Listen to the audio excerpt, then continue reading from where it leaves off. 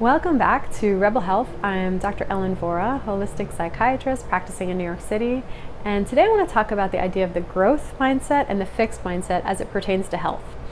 So some of those parents out there who have done their research on how we should talk to children to help make them the best versions of themselves, they'll be familiar with these terms.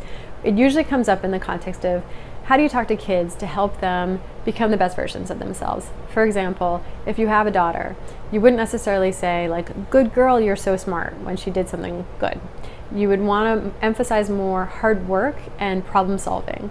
So it's more like, oh, like good job. I could see that, you weren't doing really well with that shape sorter toy and you worked hard at it and you got frustrated, but then you took a deep breath and you kept working and then you managed to get through it, and that's great.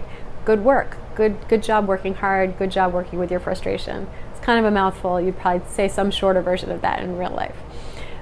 So that's the way you want to encourage kids to know, like, it's not just that their level of intelligence or aptitude is just fixed and inherent and it'll never change. Because that girl that was told, good girl, you're so smart when she was little, then gets to 11th grade and she's taking calculus and it's challenging and she can't do it and she just thinks, well, I guess I'm smart, but not this smart, I give up. Whereas if you've been telling her every step of the way, good job working hard, good job trying to master a problem that didn't come to you automatically, then when she gets to calculus in 11th grade, she thinks like, okay, I've come up against a challenge that I can't automatically just master, so let me work harder at it. Let me take a different tack. So growth mindset is a really wonderful thing to promote in kids. Fixed mindset of you're smart or you're not that smart, 1-0, is not that helpful. It's not that accurate.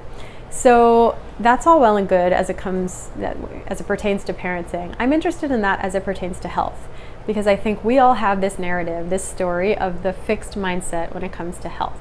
We think it's genetic, it's hereditary. I have my DNA, that's the hand I've been dealt, and there's nothing I can do about that. Maybe in my genes, I'm gonna get cancer. Maybe in my genes, I'm gonna have depression. And that's both a little bit scary to think this is out of our control, but I think mostly people actually like this. It takes the responsibility away. We like the idea that there's nothing you can do, so there's nothing you should do to try to create health. I think the truth is something different. It's that we have our genes, we have the hand that we're dealt, and then environment and what we're exposed to and epigenetic changes actually account for at least half, if not a majority, of what ends up manifesting in our health over the course of our lives. So that's different, right? It's hopeful, it's empowering. There's something you can do to impact how long you live and how well you live. But it's also a responsibility, right? We own the agency there. It's that what you do, how you live your life matters. And it's not like, you can't live forever, and that's never what it's been about. But it does say that your diet and lifestyle choices have some impact on how you live. So it's a growth mindset rather than a fixed mindset as it comes to health.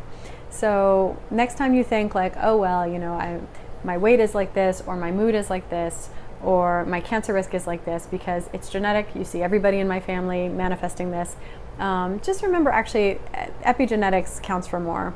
Environment matters, and so it's really much more of a growth mindset of what you do has an impact, and that's both really helpful but also a big responsibility. Hope this is helpful. We'll see you next time on Rebel Health.